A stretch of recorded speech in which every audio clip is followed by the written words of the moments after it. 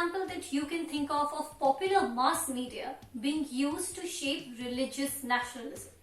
No, I'm not talking about 2020 and its TV news channels, but in fact something that happened about a century ago, sometime in the early 1920s, a small printing press called the Gita Press, and how its publications over the years have shaped a Hindu political consciousness. Hi, my name is Manvi. This is Pivot to Books, a video series where we talk about books that help us make sense of the world.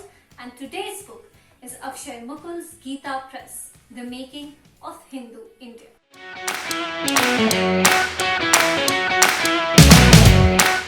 Gita Press and The Making of Hindu India was published by HarperCollins in 2015. The book is a remarkably well-researched account of how the Gita Press came into being, with one central argument, that the publications brought out by Gita Press over the years, especially its flagship Kalyan, have built the foundations of what we know to be Hindu nationalism today. But if you, like me before I read the book, are not really familiar with Gita Press or its publications, don't worry, here's a quick primer to help you understand the book as well as its arguments. The Gita Press was established by two Marwadi businessmen, Jai Dayal Goenka and Hanuman Prasad Poddar, who initially wanted to set up a press that could publish authentic translations of Gita. This of course later became a way for them to publish publications that would, according to them, safeguard the Hindu religion. Now remember, all of this is in the early 1920s, like I said in the beginning of the video. So this is under the colonial rule and much before independence. And if you thought, oh, but is Gita Press really relevant today? Let me show you some figures. As of early 2014, the press had sold close to 72 million copies of the Gita, 70 million copies of the Tulsidasa's works, and 19 million copies of the Purans and the Upanishads. Kalyan, the Hindi language magazine put out by the press, has a circulation of over 200,000, and its English version, Kalyan Kalapatru, of over 100,000.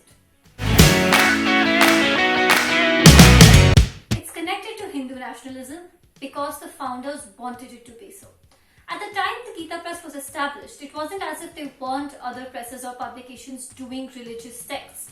But as Akshay Mukul writes, what differentiates the Gita Press from any other printing press of that era, and maybe even now, is its emphasis on mixing religion with nationalism, something that came right from its founders, Goenka and Poddar.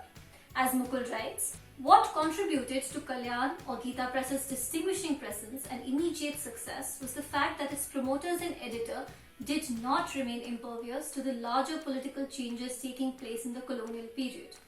The propagation of Sanatan Dharma, with all its emphasis on texts, rituals, social practice and institutions, was mixed with the ideals of nationalism. The Gita Press could do this without largely worrying about the market because profit was not the objective for both Goenka and Poddar. What they wanted to do through the Gita Press is to defend the values of the Hindu religion. And that's what they did, especially through Kalyan, its flagship magazine, and the way they emphasized or spread the message of Hindi, Hindu and Hindustan. Again, as Mukul writes, Gita Press's declaration in Kalyan that the all-round decline in society was the result of Hindus having moved away from the path of religion made it clear that here was a journal that meant business insofar as defending the religion concerned.